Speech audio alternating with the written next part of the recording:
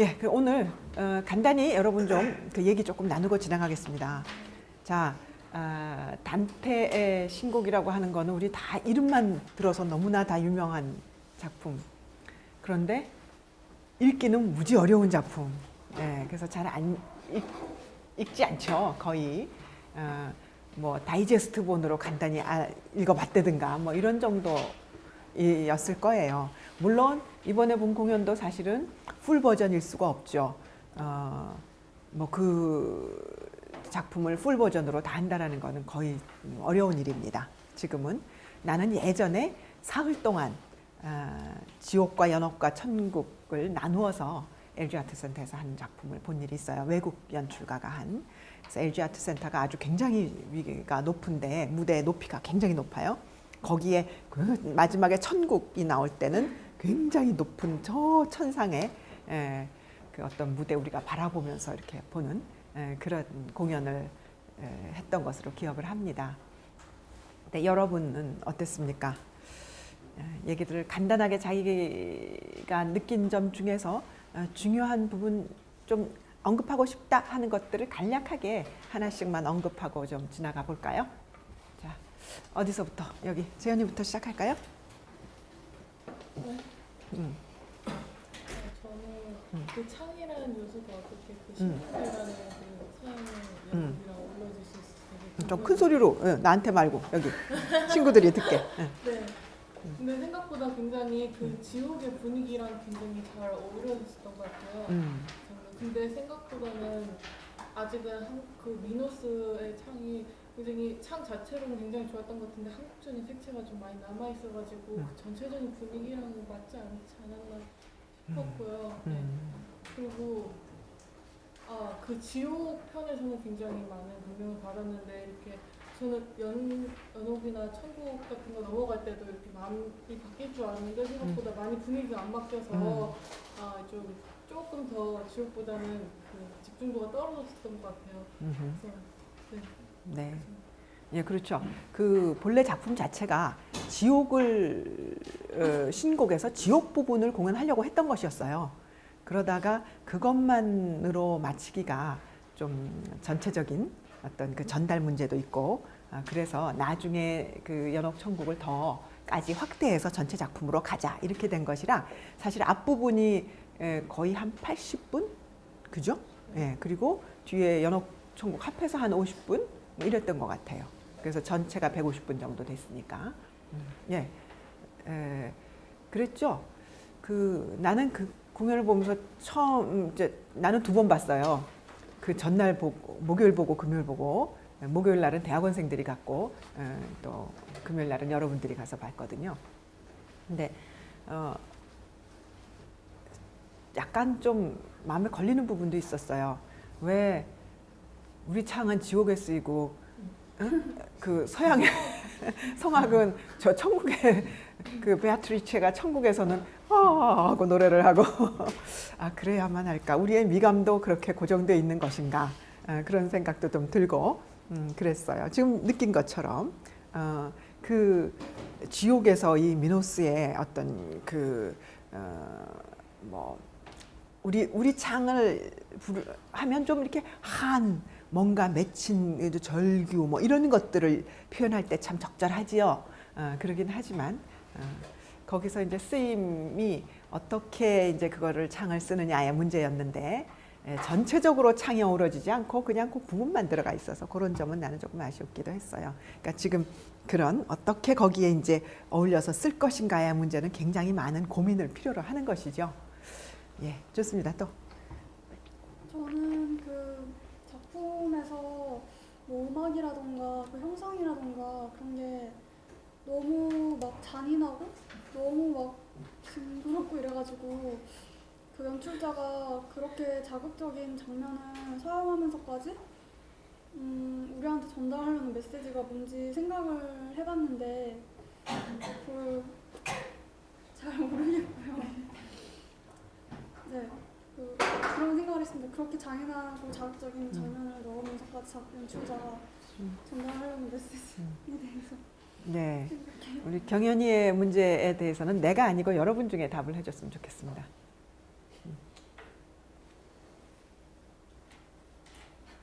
누구? 응? 누구? 일단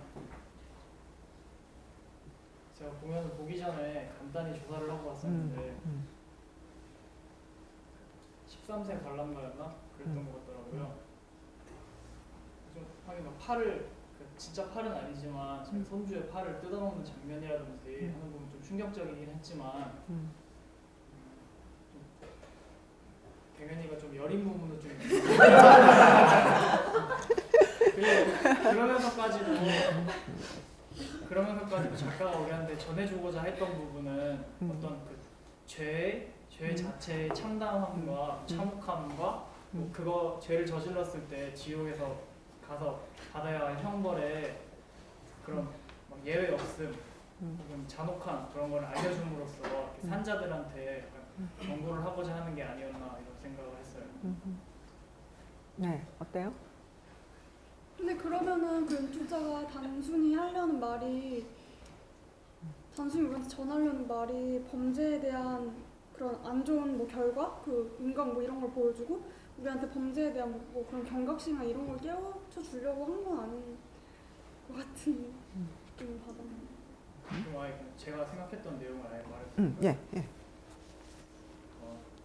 일단 제가 마음에 들었던 부분이 대사인데 대작이라는 이름에 걸맞게 그 대사가 참 마음에 와닿더라고요. 첫 번째로 제가 얻었던 메시지는 그 베르길리우스의 대사 중에서 살아있음을 자만하지 말라.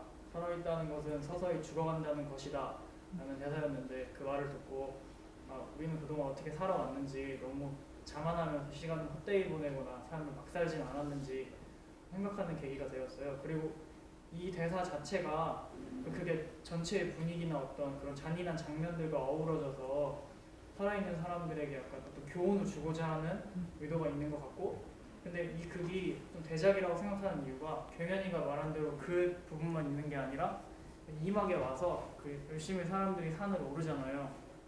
그때 그 기도에 대한 정의가 나오는데, 기도라는 게 뭐냐면은 그것도 마침 누구의 대사였는지는 기억이 나지 않는데, 죽은 자들을 위해 기도해라. 기도는 아무런 대가도 바라지 않는 행위이기 때문에 숭고한 것이다. 그러니까 죄를 짓지 말라고 경고하는 동시에 또 그런 사람들을 가엾게 여기고 그런 사람들을 위하는 마음을 갖고 기도를 해라.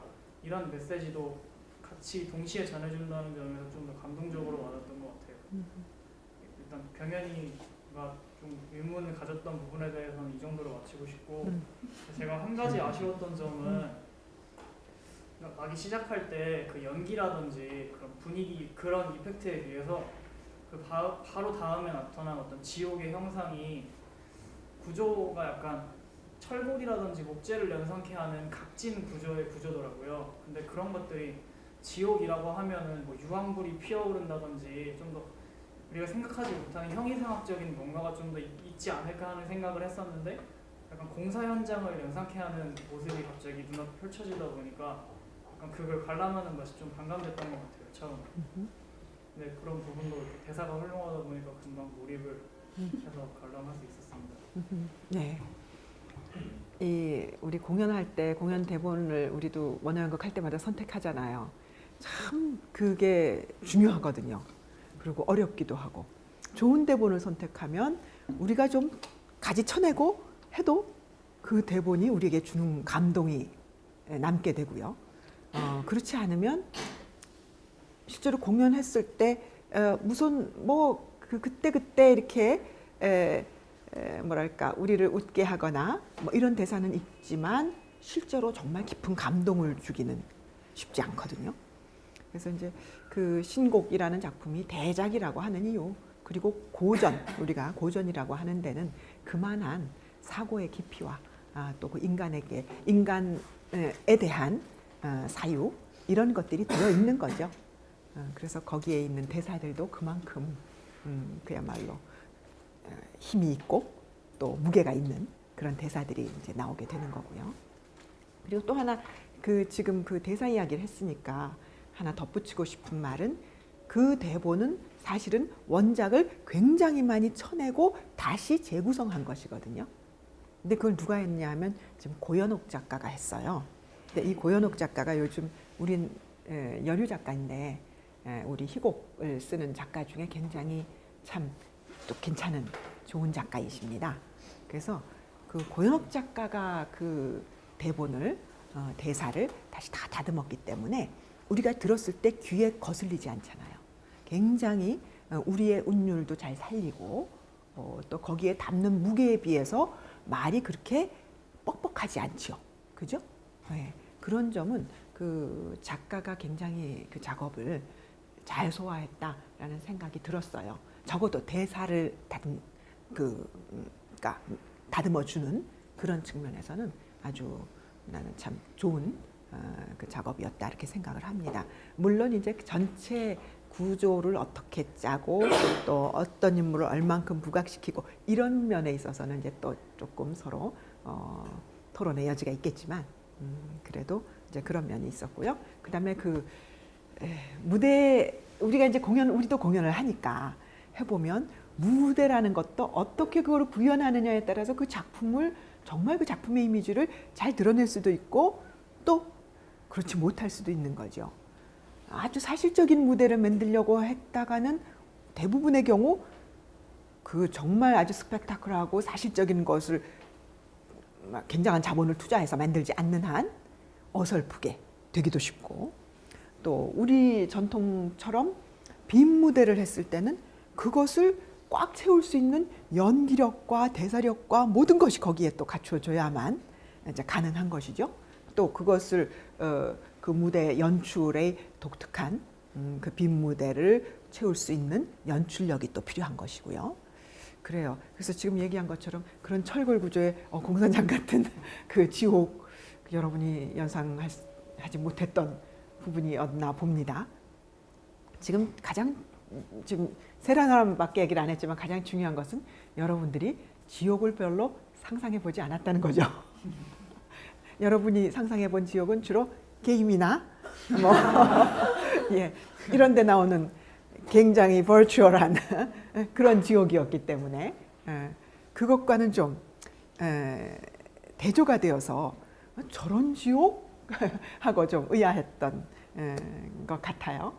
예, 뭐 그 문제도 조금 더 의견이 있으면 얘기 더 보태주면 좋겠습니다. 네. 저희가 1학년 때 그 저승을 봤었잖아요.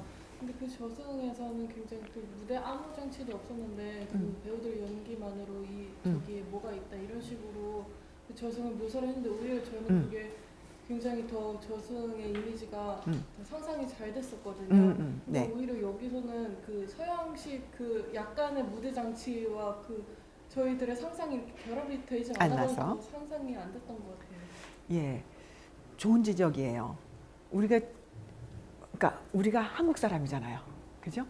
우리가 한국 사람이 우리에게 익숙한 지옥이 어떤 것인지, 우리게 아무래도 조금은 불교적인 지옥이 조금 더 익숙하지 않나 싶어요. 그런데 이번 신곡 무대는 이건 서양 사람의 지옥, 기독교적인 지옥이거든요. 그리고 그것을 상상하거나 형상화하는 것도 좀 서양적인 사유를 가지고 거기 접근한 것이어서 우리가 받아들이는데 그러한 문제가 있을 수 있는 것이죠. 나는 실제로 지금 얘기한 사람들의 의견이 충분히 의미 있다고 생각합니다.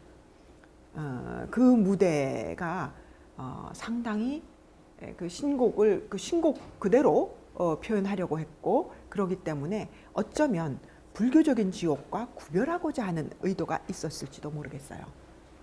그래서 지금 얘기하는 것은 우리가 상상하는 지옥과 거기에 신곡의 지옥은 약간의 지금 갭이 있는 것이죠.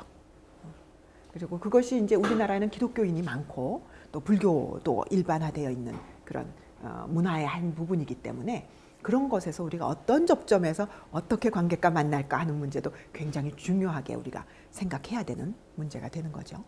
네, 좋습니다. 좋은 문제 제기드립니다. 네, 또 그다음 정길이 얘기할까? 앞에서 다 거의 중요한 걸 얘기한 것 같은데 그래서 저는 일단 우리가 그냥 작품 대해서만 얘기하자면 평소 생각하지 않았던 죽음이라든가 인간에 대한 경고의 메시지 같은 거를 되게 많이 받을 수 있어서 좋았고 그런 지옥을 표현하는 거에 있어서 되게 좋았다고 생각을 했거든요. 되게 단순한 구조물을 가지고 다양한 장면들을 연출하는 데 있어서 물론 뭔가 아까 말한 형이상학적인 그런 게 있진 않았지만 음악이라던가 아니면은 배우들의 연기력 그리고 되게 분장이 되게 현실적이어서 그런 부분에서 되게 몰입을 많이 할 수 있었고 또 오케스트라랑 저희 창이 결합되면서 뭔가 서로의 장점들을 더 결합해서 더 잘 다가올 수 있었지 않나 그런 생각을 했어요. 네. 예, 지금 이제 음악 얘기가 또 나왔네요. 그죠? 예. 음악 어땠어요? 괜찮았습니까? 예. 그 오케스트라와 또 우리 창과 국악기와 서양 관현악기와 들을 적절하게 그야말로 퓨전의 그런 이제 관현악이었는데 앞부분에서 이 그 창과 또 중간에 뭐 성악도 좀 들어가고 이렇게 조합이 되어 있는 것들이 지금 어떻게 이제는 그런 어떤 한계 없이 서로 뭐 양악이라든지 국악이라든지 이런 것이 딱 나뉘지 않고 우리의 감수성이 그것을 충분히 소화할 수 있는 범위 내에서 또 우리가 새롭게 뭔가 새로운 것을 추구하는 어떤 그런 추구까지 합해져서 뭔가 요즘 새로운 현대 음악들이 만들어지고 있잖아요. 우리 뭐 국립관현악단 원일 같은 작곡가 또 굉장히 좋은 음악 지금 뭐 만들고 있고 그래서 그런 부분에도 많이 기대가 됩니다. 서양 음악 뭐 서양 클래식 사실 굉장히 좋죠. 나도 뭐 모차르트 뭐 베토벤 뭐 슈만 슈베르트 뭐 너무나 많은 작곡가들의 좋은 작품들이 있고 그것에 비해서 우리는 동양 음악들은 아직 그만큼 충분히 다 우리의 고전 그 음악 세계의 것들이 다 지금 끌어나오지 못한 상태이기 때문에 그런 것들을 많이 더 끌어낼 필요가 있다는 생각을 하고 있고요. 그래서 그런 면에서 이제 신곡이라고 하는 틀 안에서 또 동서양이 어떻게 만나고 있는지 그런 것도 우리 청각적으로 감지할 수 있었던 그런 부분들이죠. 좋았습니다. 또 앞에서 지옥이 상상했던 거랑 좀 달라서 다 좀 와닿지 않은 면이 있었다라고 얘기를 했었잖아요. 근데 저는 오히려 그 지옥, 그 공사장 틀 그런 게 더 좋았다고 생각이 되는 게 그동안 다 모두들 그 불교에 대한 그 지옥에 대한 그 상상의 틀에 갇혀 있어서 지옥이 어떻게 생겼을지 그거에 대해서 무조건 불이 있다라고만 생각을 한 거잖아요. 근데 그 공사장 그 철골 구조라는 구조가 그 영화 같은 데에서도 보면은 공사장 이런 게 범죄가 일어나는 장소라거나 이런 어두운 뭐 이미지 같은 장소로 많이 사용이 되잖아요. 만약에 상상을 해보면은 공사장에 혼자 있다고 상상을 해보면은 거기에 빛이 없고 어둡다고 상상을 해보면 충분히 무서울 수 있는 장소거든요.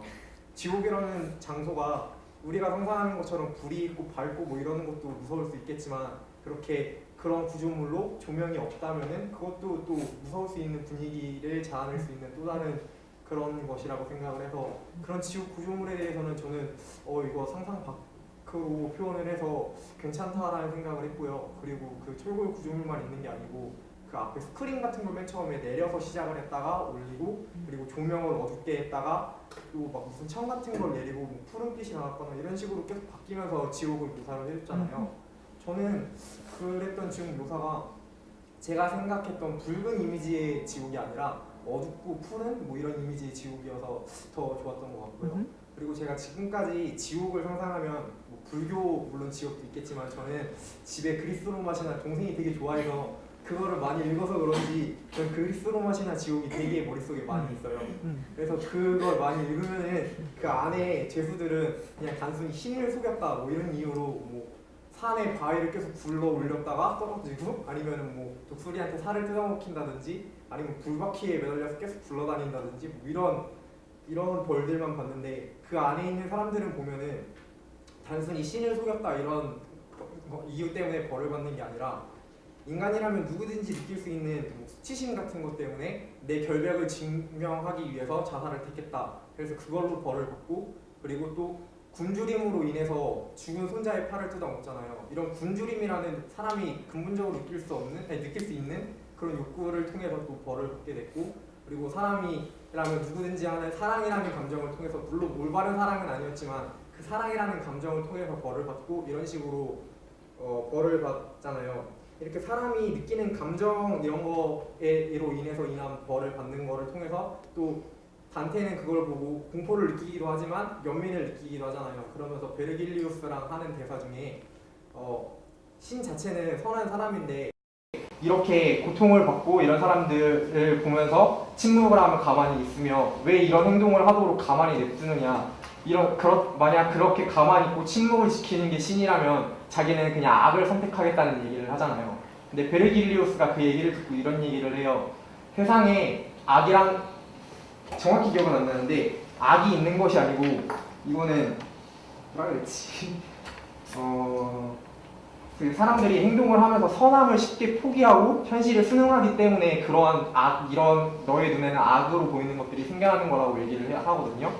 저는 이 얘기를 듣고 또 어떤 얘기가 생각이 났냐면은, 이거는 그냥 제 개인적인 얘기인데, 제가 재수를 할 때 제 재수 반 담임 선생님이 저희들이 되게 힘들어하고 막 불행하다 이런 얘기를 하면은 되게 막 종교적인 얘기를 많이 해주셨어요. 니네가 생각하고 있는 뭐 불행 이런 거는 세상에 존재하는 게 아니라고 막 이러셨거든요. 뭐 불행 이런 거는 그런 존재하는 게 아니고 너희가 행복이 없기 때문에, 그러니까 행복의 부재라든지 뭐 좋은 것들에 대한 부재 때문에 너희들이 그런 감정을 느끼는 것이지, 너희가 상상하는 부정적인 것들은 세상에 있는 게 아니니까 그냥 긍정적으로 생각을 해라, 뭐 이런 유의 말씀을 많이 해주셨어요. 이게 똑같은 것 같아요. 여기서 지옥에서 이렇게 나타나는 이런 모습들도 그러한 부재 이런 것들 때문에 이 사람들이 뭐 느끼는 뭐 그런 걸 있는데, 정확히 정리는 안 되지만 아무튼 지옥 이런 거를 통해서 저희가 느낄 수 있는 거는 일단 그리고 맨 처음에 단테가 자기는 죄가 없다고 그러잖아요.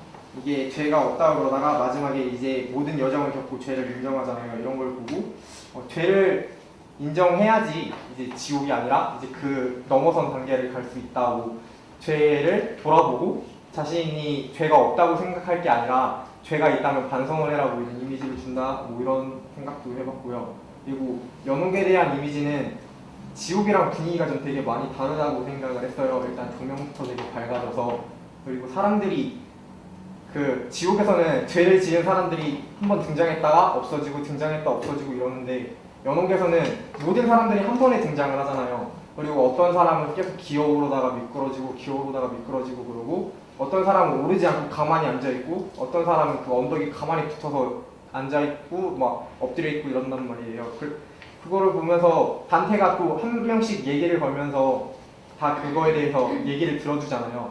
전 그 중에서 가장 인상 깊었던 사람이, 제일 오른편에 있는 사람은 그 연옥에서 제일 마지막 순서인데 계속 끝까지 올라갔다가 미끄러져 내려오고 끝까지 올라갔다가 미끄러져 내려오고 이걸 반복하더라고요. 전 처음에 그걸 봤을 때 저 사람, 다른 사람들은 막 연극하다가 막 중간에 왼쪽으로 빠져나가서 등장하고 이러는데 계속 그러길래 저 사람 연극단 막내인가 보다, 그래서 열심히 하나 보다 이랬는데, 이게 마지막에 보니까 그게 이유가 있는 거더라고요.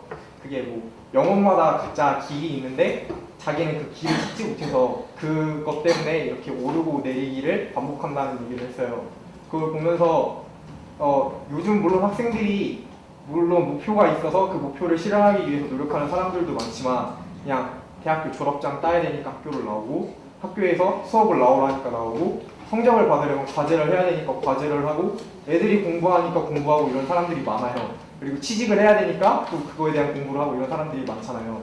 이런 사람들이 그 가장 오른쪽에 있던 사람이랑 비슷한 맥락이지 않을까 싶어서, 그리고 저 자체도 일단 뚜렷한 목표가 있다기보다는 제가 지금 말한 사람이랑 비슷한 사람이라 그게 되게 많이 와닿았던 것 같아요. 그리고 연옥이 저는 개인적으로 지옥보다 짧았지만 연옥이 더 좋았던 게 디테일 같은 게 많이 살아있다고 느껴서 연옥이 좋았고요. 저는 오히려 천국이 좀 아쉬웠던 게 그 베아트리체가 나와서 그냥 이야기를 주고받잖아요. 좀 그게 집중이 되게 좀 잘 안 됐거든요. 이미 연옥에서 많은 감명을 받아서 그런 건지 모르겠는데, 천국 부분이 저는 좀 상당히 아쉬웠다고 생각이 되고요. 저는 가장 많은 부분을 드렸던 지옥보다는 오히려 연옥이 더 감명이 깊었다? 영원히 1시간 꺾고 모자라겠다. 그러고 싶은 얘기가 많았던 것 같아요. 저 굉장히 열심히 받고 또 많이 생각했고 했던 얘기죠. 네, 굉장히 좋습니다. 지금 그 느낀 것들이 우리 나름대로 항상 무엇을 보든지 내게 주어지는 메시지가 있는 거죠. 그죠? 그것을 찾아서 내가 그 작품에 뭔가를 이제 얻고 이제 하게 되는 것인데, 예술적 감동이라, 예술 작품을 그렇게 많은 사람들이 그 많은 시간과 노력을 투자해서 왜 만들어요? 우리 모든 사람들에게 보여주기 위해서 만드는 거잖아요. 그죠? 우리들이 그것을 향수하는 거거든요. 그랬을 때 그 향수자들이 어떻게 잘 향수해야 하느냐에 따라서 그 예술 작품의 가치가 나오는 거죠. 그래서 지금 이렇게 한 사람 한 사람이 그걸 소중하게 내가 보고 향수하는 것, 이것이 굉장히 중요한 일이라고 생각합니다. 그래서 좀 자세히도 봤지만 또 굉장히 그러한 태도, 이것도 우리에게 굉장히 중요한 부분인 것 같아요. 감동. 네, 좋습니다.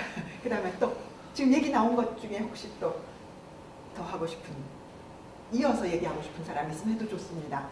꼭 기계적으로 갈 것이 아니라. 그럼 그때 지금 저는 일단 이 연극 보면서 처음에 무대를 딱 갔는데 투명이 돼서 무대가 되게 좁더라고요. 그래가지고 더 좁은 무대도 공연하나 이러면서 스크린을 이용하는 거 이런 생각했었는데 딱 시작하면 이게 딱 굳어지면서 되게 큰 무대가 있더라고요. 그러면서 막 무대에다가 조명도 쏘고 이러면서 지옥 느낌을 살렸다가 딱 시작하니까 무대가 바뀌었는데 맨 마지막에 보니까 배우들 이제 무대 인사할 때 보니까 연옥이었던 배경이 이렇게 삥 돌아가면서 다시 지옥장으로 돌아오더라고요. 그러면서 무대가 양면으로 입시가 썼구나 이러면서 좀 되게 감명 깊었고요. 그러면서 본 내용 중에는 되게 막 평소에 저도 막 죽음 이런 생각 가끔 할 때 있는데 죽고 나서 내가 뭐가 될까 막 이 생각하는데 그럼 되게 기분이 좀 나빠져가지고 바로 졌거든요. 근데 그걸 보면서 하다가 이제 제가 천국이라는 걸 한번 생각해보고 있어요. 근데 이제 천국에서 이제 베아트리체를 만나잖아요. 제가 거기서 이제 베아트리체가 단테한테 저는 이제 항상 가장 높은 곳에만 있는 게 아니라는 말을 해요, 제가. 그러니까 왜냐면 이제 단테가 베아트리체를 만나는 장소가 천국이잖아요. 제가 생각했을 때 제가 거기서 느낀 천국이라는 의미는, 그러니까 단테가 이제 연옥에서 사람들 되게 많이 만나서 말을 할 때마다 맨 마지막에 이런 질문을 해요. 천국은 어떤 곳입니까? 라고 올라가면 뭐가 있을까? 이렇게 말하면은 사람들이 다 이래요. 네가 상상하는 무엇이든 그 이상을 보게 될 거야. 이런 식으로 자기가 하거든요. 좋은 식으로만. 근데 이제 막상 갔을 때 단테가 발견한 게 베아트리체를 만났으니까, 자기가 사랑하는 분을 만났으니까 되게 좋은 건 맞는데, 제가 생각했을 때 그래서 천국이라는 의미는 뭔가 이렇게 무조건 좋은 것만 있는 게 아니라 단테가 지옥을 거치고 연옥을 거쳐서 천국에 간 것만큼 자기가 뭐 지은 죄가 있고 잘못한 게 있으면은 그걸 인정을 하고 받아들이면서 하나하나 그렇게 나오면 결국에 자기가 원하고 사랑하는 줄 만나는 장소가 천국이라고 생각을 해요. 그래서 뭐 지금 제가 이게 살아가는 현실에서도 막 잘못한 게 있으면 저도 받고 인정도 하고 열심히 하면서 그냥 이 행복을 찾으면 그게 천국이 아닐까 생각을 해서 앞으로 굉장히 열심히 살아야겠다는 생각을 했고요. 그 다음에 이제 약간 아쉬웠던 점은 뭐 무대나 이렇게 조명이나 음향 이런 건 정말 좋게 봤는데 자막이 이렇게 되게 어두운 쪽에 양면에 이렇게 되더라고요. 그래서 막 저희 같은 경우는 뭐 한국말도 알아들 수 있지만 뭐 창이나 이런 게 좀 못 알아들 수 있는데, 그럴 때마다 자막을 보게 되는데 너무 구석에 이렇게 어두운 쪽이 박혀 있다 보니까 그걸 쳐다보게 되면 약간 무대의 집중력이 떨어지는 감이 생기더라고요. 그래서 그게 좀 아쉬웠었는데 아무튼 되게 굉장한 대작을 본 것 같아요. 근데 지금 아까 그 작품 해석에서 본래 단테의 신곡은 굉장히 기독교적인 작품이죠. 그런데 이것을 지금 우리 무대에 올리면서 사실은 그 해석에 있어서 조금은 그 신을 물론 상정하고 신과 인간의 관계, 죄의 문제 이런 것들, 그 기본적인 명제들은 다루고 있지만 지금 얘기한 것처럼 사실은 그것을 어떤 한 인간 여정, 인생 여정처럼 해석한 부분이 있죠. 그래서 그런 부분은 그렇게 읽을 수 있다라고 생각이 되고요. 그 다음에 이제 무대에 뭐 사용에 그 뭐 국립극장, 대극장이니까 그런 뭐 이렇게 움직이는 돌아가는 회전 무대라든지 이런 것들 뭐 다 사용해서 굉장히 스펙타클한 우리나라 국내에서는 LG 아트센터하고 국립극장하고 이 두 무대가 가장 그래도 그런 거를 할 수 있는 그런 무대인 셈이죠. 근데 이제 그럼에도 불구하고 이 신곡이라고 하는 것의 스케일은 워낙 크기 때문에 우리가 충분히 그것을 어떻게 소화하느냐 하는 것은 아직도 많은 새로운 창작을 기다리고 있는 셈입니다. 좋고요. 또 저는 네. 경연이 좀 들으면서 든 생각인데 지옥이라는 게 정확한 형상을 아무도 모르니까 이미지상으로는 악이라는 그런 개념에 극에 가 있는 그런 이미지이기 때문에 그런 곳이 배경이라면 얼마든지 조금 더 잔인한 연출도 분명히 수용 가능한 수준이었다라고 저는 생각이 들었거든요. 그래서 그 정도는 가능한 연출이지 않았나 생각이 들고 저는 개인적으로 이제 아무래도 연극이 좀 비싸다 보니까 그 보통 때는 이제 소극장 같은 데서 대학로 같은 데서 소극장 가서 영화를 많이 연극을 많이 봤는데 그러다 보면 이제 관객들이랑 거리도 가깝고 무대도 작고 이러니까 무대를 이렇게 잘 만들기보다는 배우들 연기력으로 많이 헤쳐나가는 부분이 보여서 저는 그런 것만 봐오다 보니까 이제 배우의 연기력이 다인가 보다라고 생각했는데 좀 큰 데서 보다 보니까 무대가 이제 배우보다도 무대가 더 먼저 보이더라고요. 무대를 꾸며놓은 거라든가 조명 쏘는 거, 음악을 타이밍 맞춰 쓴다거나 그런 거에 굉장히 이제 새롭게 다가왔고 이게 극을 구성하는 데 있어서 굉장히 중요한 부분이었구나라는 거를 이제 그때 깨닫게 됐고 또 강산이 생각이 좀 다르게 저는 지옥 그 구조 배경을 만든 걸 봤을 때 굉장히 잘 만들었다고 생각을 했거든요. 왜냐면 그게 좀 그냥 구조물 같은 게 철골 구조물 같은 게 이렇게 엮여져 있고 그런 게 무대 자체에 빈 곳이 많이 보이고 또 굉장히 앙상한 이미지를 줘서 좀 더 음침하고 이게 딱딱하다기보다는 쓸쓸한 느낌 많이 무대가 비어 있어서 그래서 지옥이라는 이미지를 표현하는 데 있어서 잘 한 것 같고 2층으로 만들어서 항상 미노스라든가 다른 이제 지옥에서 심판을 내리거나 지배계층에 있는 캐릭터들은 항상 2층에서 등장을 하더라고요. 그리고 거기에 고통받는 이제 영혼들은 항상 1층에서 그 연기를 하고 그런 구도, 인물 캐릭터 간의 구도 자체가 뭔가 지배와 피지배라는 상하관계를 나타내고 있는 거 아닌가라는 생각도 들어서 좀 그런 걸 많이 보게 됐어요. 작품 그 대사라든가 그런 것보다 저는 그런 게 많이 눈에 들어왔어요. 같은 무대를 봤는데도 우리의 느낌이 다 다르죠? 네, 서로 다른 그런 생각들을 하고 있는 것을 또 이렇게 얘기로 들어서 우리가 같이 저렇게 느낄 수 있구나 하는 것을 보는 것도 재밌는 일입니다. 서로 다시 한번 그럴 수 있구나 생각해 볼 수 있고요.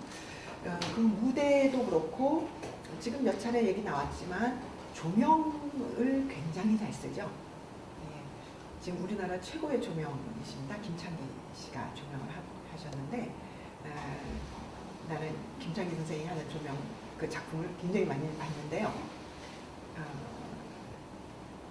네, 하여튼 우리나라에서는 가장 지금 뛰어난 그런 조명 디자인, 물론 이제 그 실제 오퍼레이팅 하는 것은 또 다른 문제지만 그것은 뭐 기계와 모든 문제는 다 입력해서 처리를 하니까 그런데 그 조명 디자인이 굉장히 그 작품을 잘 극적으로 살려주는 그런 역할을 하고 있죠.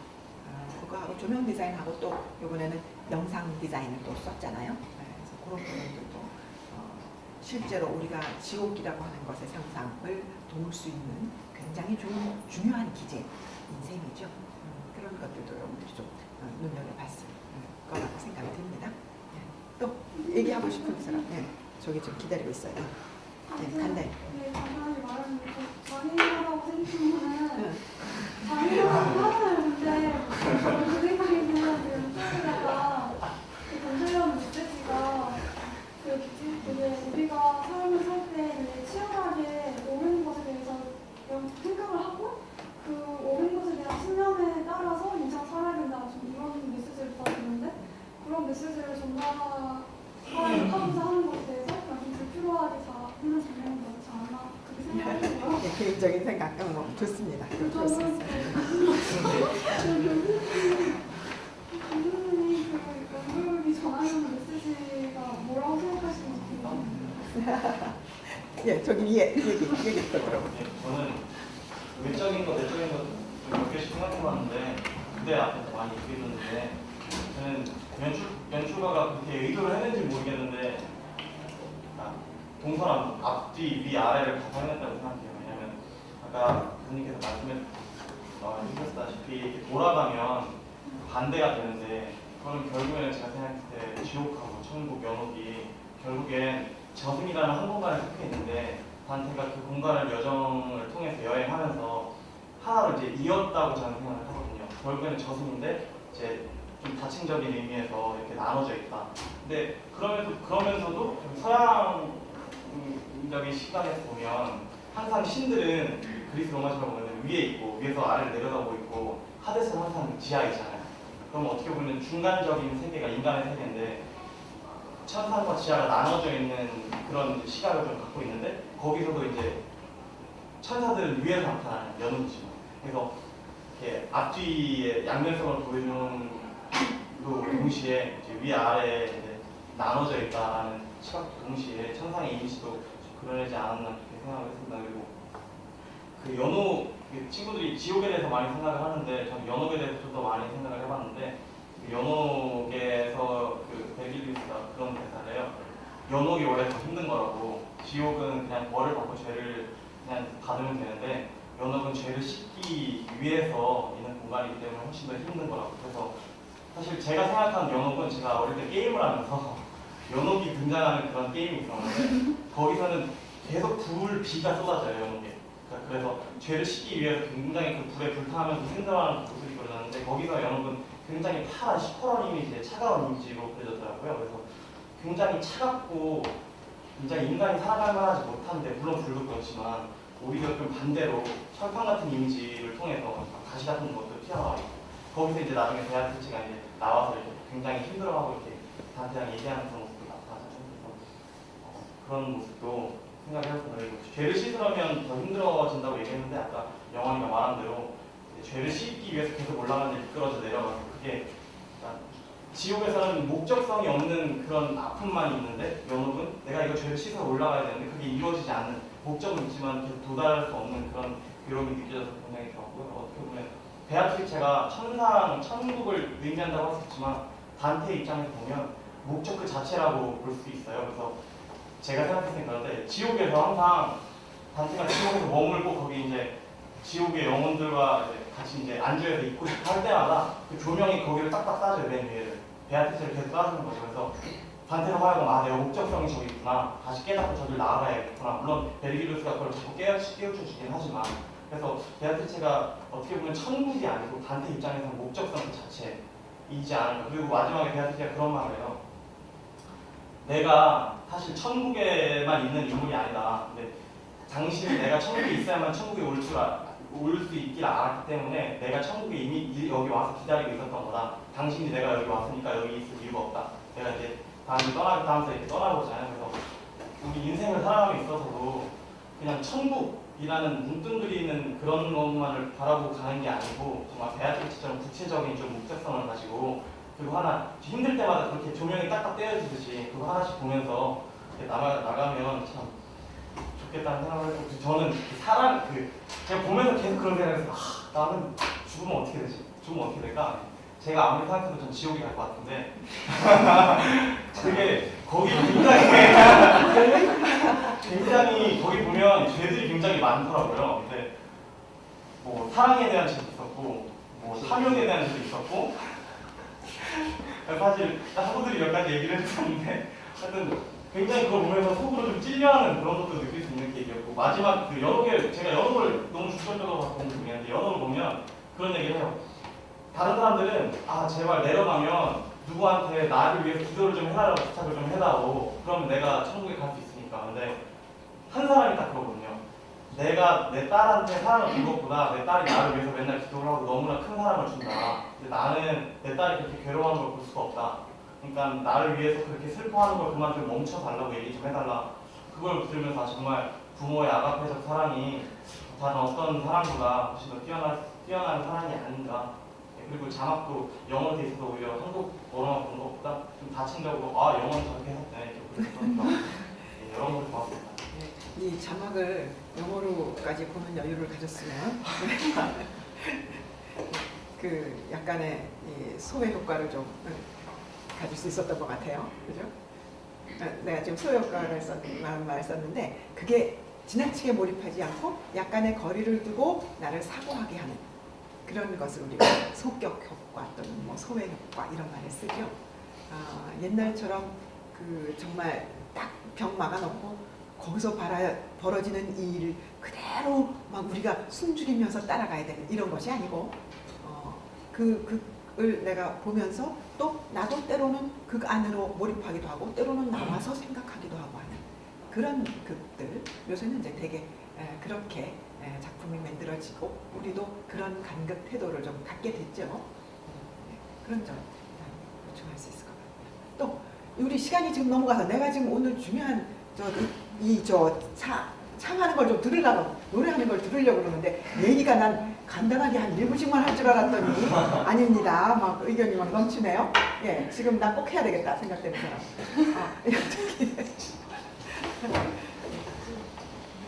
저는 간단하게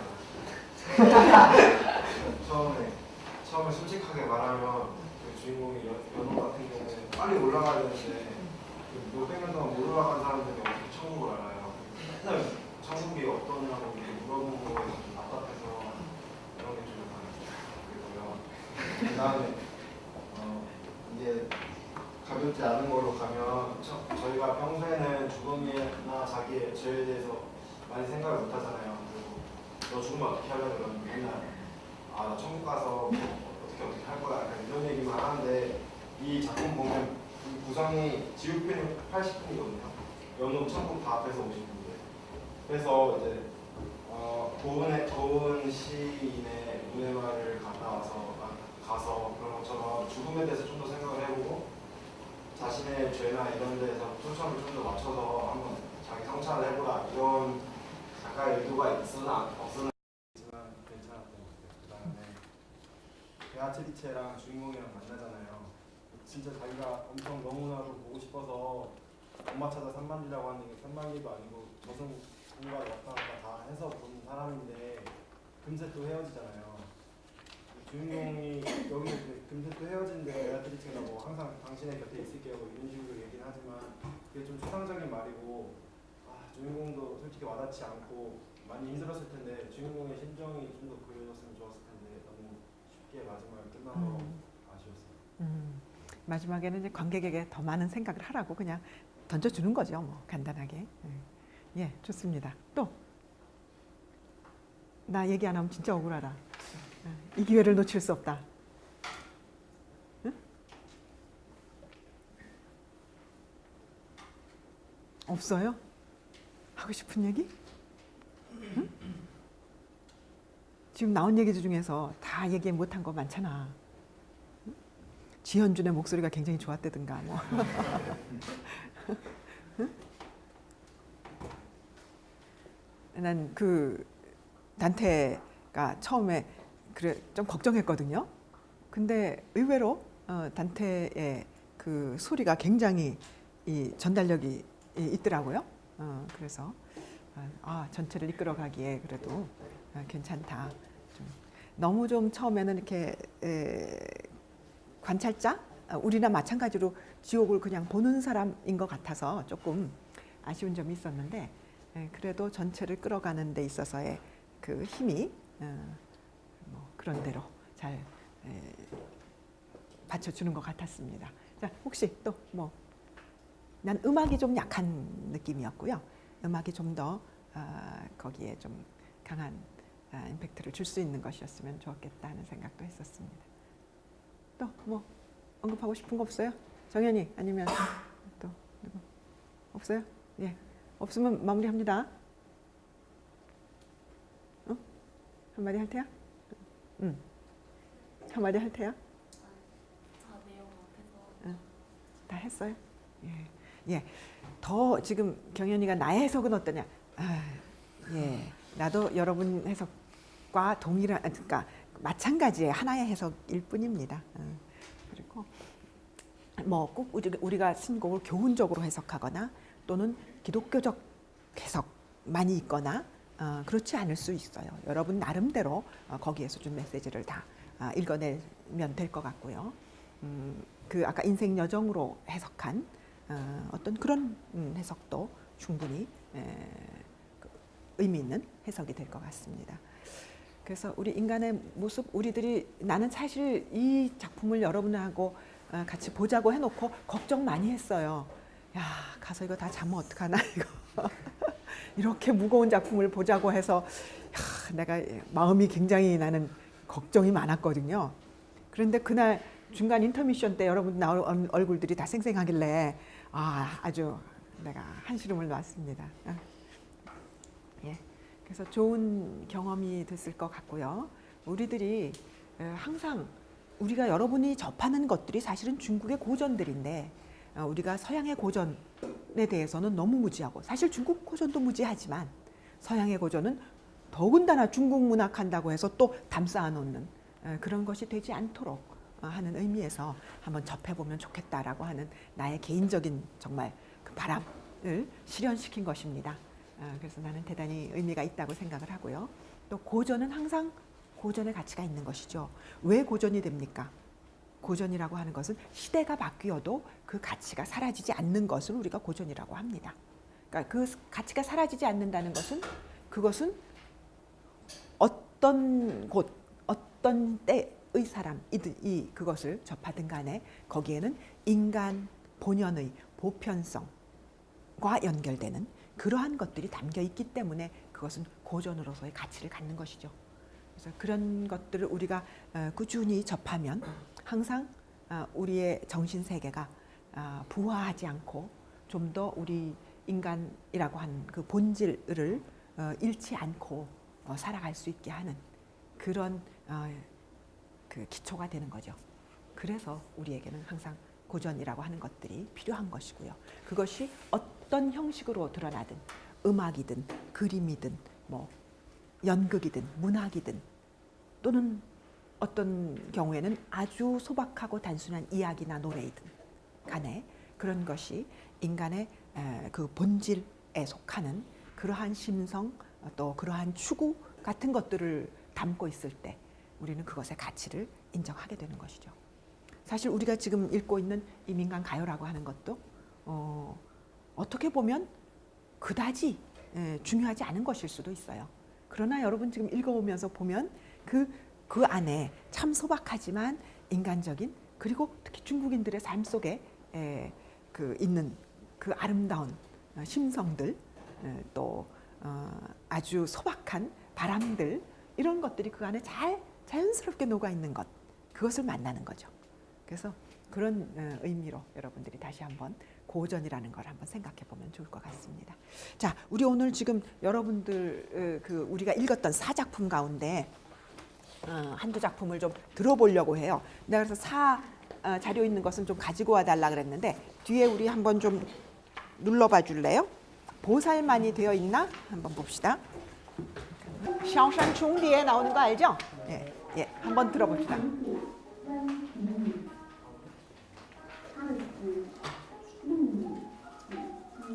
그의 산은 아주 아름답대요.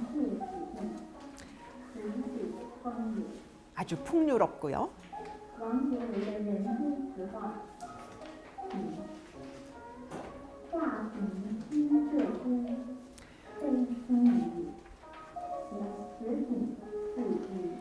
왕국유의 인간사화에서 화빙진저구라고 해서 그 우리 금자곳에 나오는 그 구절을 가지고 온정균을 평했습니다. 물론 지금 노래 부르는 것은 옛날 송대 만당이나 송대의 창법은 아닙니다. 내가 대만에 유학하고 있을 때 그때 한 선생님이 그런 사를 좋아하셔서 그 제자들에게 노래하게 하신 거예요. 가르쳐가지고. 그러니까 아주 전통적인 것은 아니지만 그래도 그 선생님이 생각하신 사의 노래입니다. 小山重叠锦明灭，宾云雨度相塞雪，兰其花峨眉，浓妆素细齿，朝花前后镜，画面交相映，心贴秀若如，双双金鹧鸪。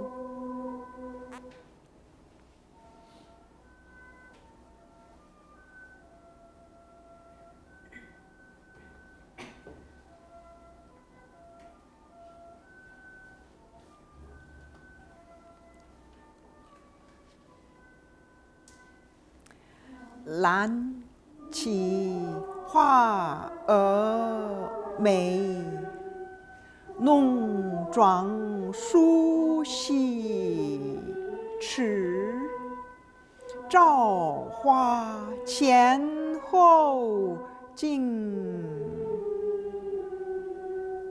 画面交相映，心贴秀若如，双双金鹧鸪. 예, 스탑 좀 해주세요. 자, 지금 내가 멜로디를 하는데 그냥 뒤에까지 포워딩 끝 조금 더 가서 바꾸어 줄래요? 앞뒤를? 예, 지금 내가 여러분은 멜로디를 듣고 아니 그냥 꺼서 그냥 포워딩 한 후에 끝까지 간 후에 스탑해서 그냥 그 방향으로 계속 끝까지 그러니까 포워딩 한 후에 뒤집어 주세요. 자, 지금 우리 이렇게 멜로디를 들으면서 내가 옆에서 난 읽었잖아요. 나는 멜로디는 하지 않고 살을 읽은 거거든요. 그냥 성조만 살려서. 어때요? 비슷하게 가지요. 그렇게 느껴집니까? 내가 읽는 것이 예를 들어서 아까 화면交相映 이렇게 하죠. 그러면 여기서는 노래가 화면 交相映 이렇게 내려가거든요. 그리고 예를 들어서 双双金鹧鸪 마지막 한다 그러면 双双金鹧鸪 하거든요. 멜로디가 그렇게 갑니다. 나는 그냥 우리가 일반적으로 읽으면 双双金鹧鸪 이렇게 해야 되지만 내가 이것을 읽을 때 여러분하고 같이 읽을 때도 双双金鹧鸪 하고 읽거든요. 이렇게 내가 읽는 것은 멜로디와 그냥 일반 성조로 읽는 것과의 중간 단계로 내가 읽고 있죠. 근데 이것은 내가 멜로디를 알기 때문이 아니고 이 살을 읽으면 여러분들도 차츰 앞으로 중국 문학 작품들을 읽는 것이 그렇게 기계적인 성조가 아닌 문학 작품으로 낭송할 때의 성조들을 여러분들이 찾아내게 돼요. 그것이 중국인들에게 있어서는 자연스럽게 멜로디가 되는 것이죠. 그래서 그러니까 언어의 선율과 음악의 선율이 사실은 언어의 선율로부터 발전해서 음악의 선율이 끌어져 나오는 것이죠. 그게 가장 자연 발생적인 노래가 되는 것입니다. 특히 이렇게 토널 랭귀지인 성조를 갖는 중국어의 경우에 이것이 자연스럽게 음악, 노래로 갈 수 있는 그런 그 기초를 가지고 있는 것입니다. 그래서 지금 우리가 읽었을 때도 조금만 그런 성조의 이 시적인 것을 살려서 문학적인 그것을 살려서 읽어주면 그것이 금세 멜로디로 갈 수 있는 거라는 것이죠. 그런 것들을 요번에 여러분들이 좀 느낄 수 있게 하기 위해서 내가 지금 이것을 들려주는 것입니다. 지금 다시 그 뒤집어서 첫 번째 곡을 한번 좀 틀어줄래요? 이거는 이호주의 샹지엔환입니다.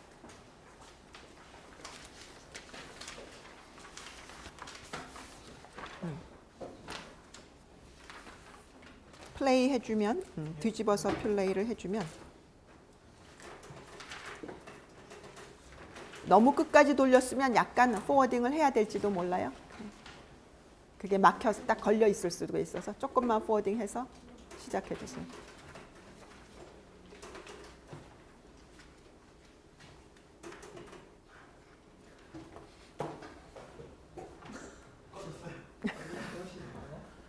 예, 저걸 내가 디지털로 2번이요. 2번을 듣는 거죠. 자, 샹지엔환 나옵니다. 이후주 작품이었죠?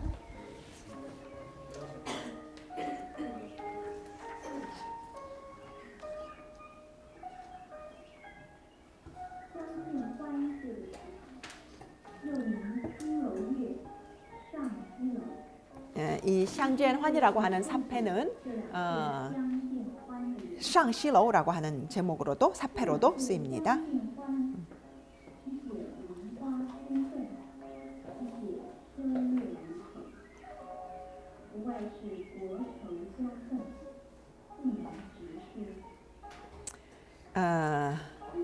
이후주가 그 봄과 가을에 그 상념을 읊었죠. 샹지엔환 두 수를 가지고 그 안에 이내이엔와이 속에 있는 뜻을 말로 밖으로 표현하는 것이란 말이죠. 그런 작품이다.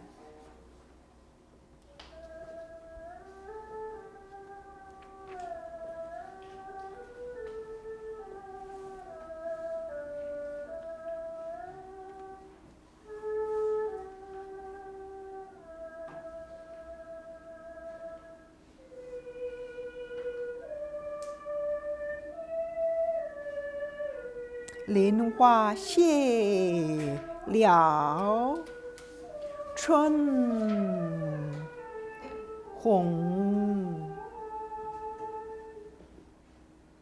太匆匆无奈朝来寒雨晚来风，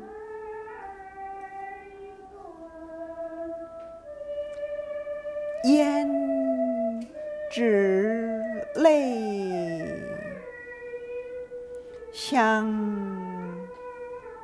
流醉，即使宠，自是人生长恨水长东。 아까 분명히 林花谢了 谢다 거성 내려오고요. 옌즈 레이 하면 레이 내려오고요. 멜로디가 그대로 우리 언어의 선율을 잘 살리고 있습니다.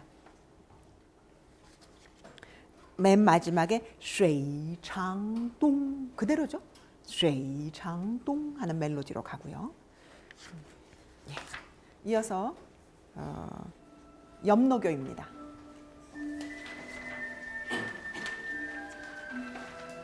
소동파의 염노교.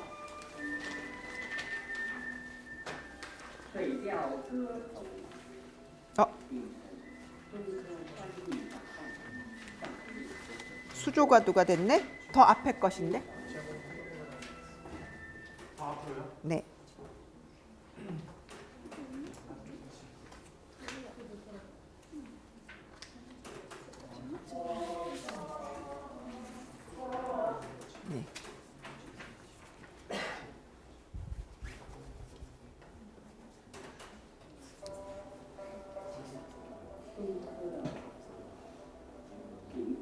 네, 좋습니다. 볼륨 조금만 올려줄래요?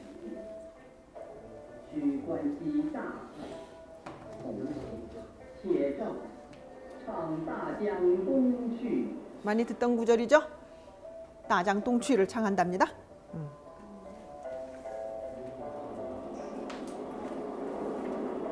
이건 효과음까지 넣네.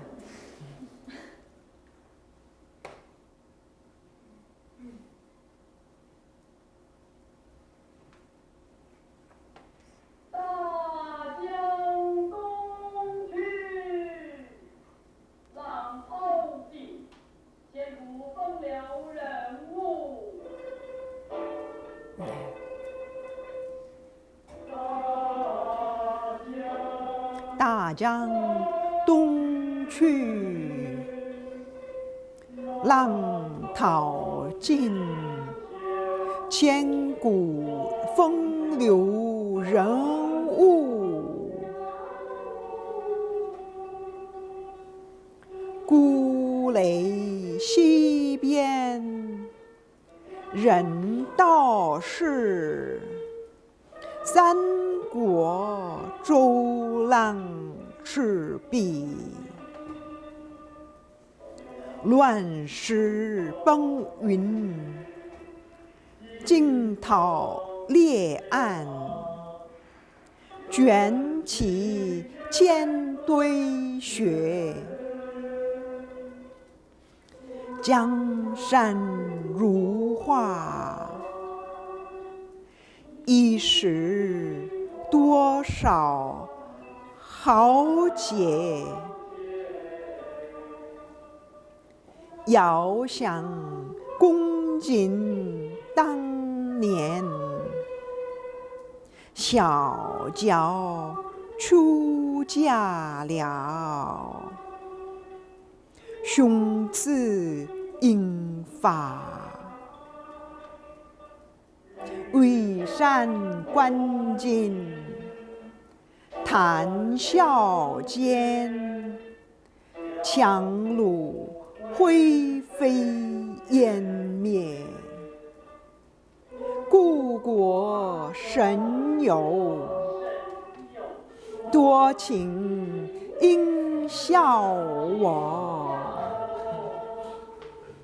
早生华发，人生如梦。一尊还瑞江月。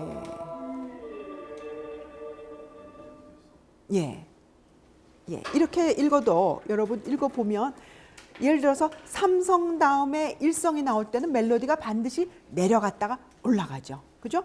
우리 아까 단샤오지엔 같은 거. 단 이성이죠. 단, 샤오, 지엔 하면 이게 멜로디가 바나마니까 미, 솔라, 시라, 미, 시라 이렇게 되거든요. 단, 샤오지엔 이렇게 되거든요.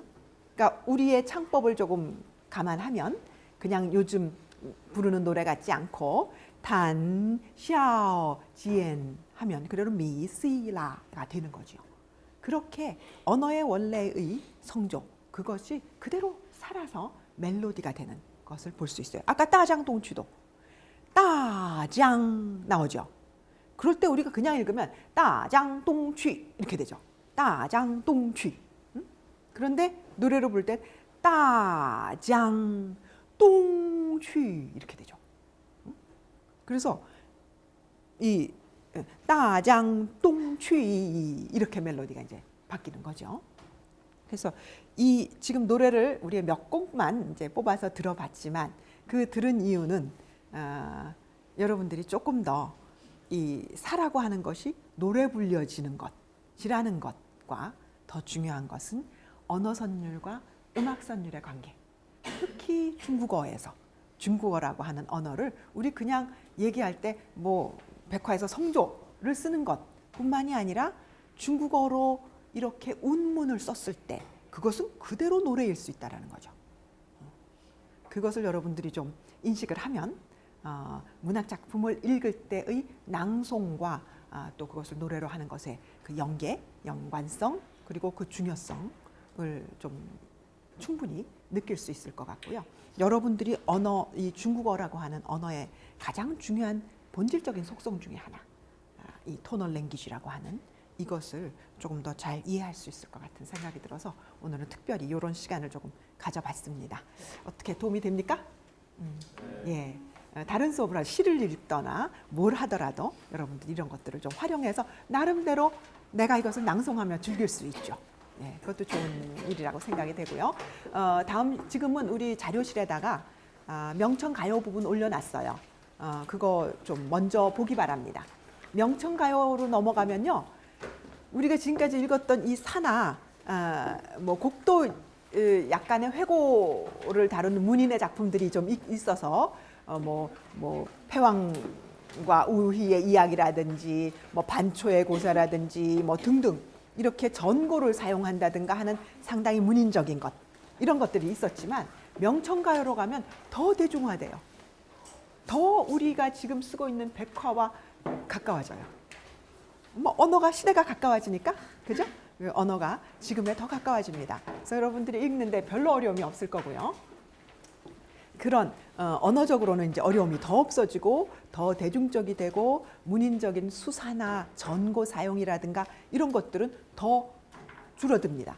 다만 민간에서 사용하고 있는, 그러니까 많은 사람들이 공유하고 있는 그들의 자연스러운 비유 이런 것들은 우리가 이제 오히려 우리가 더 어렵잖아요.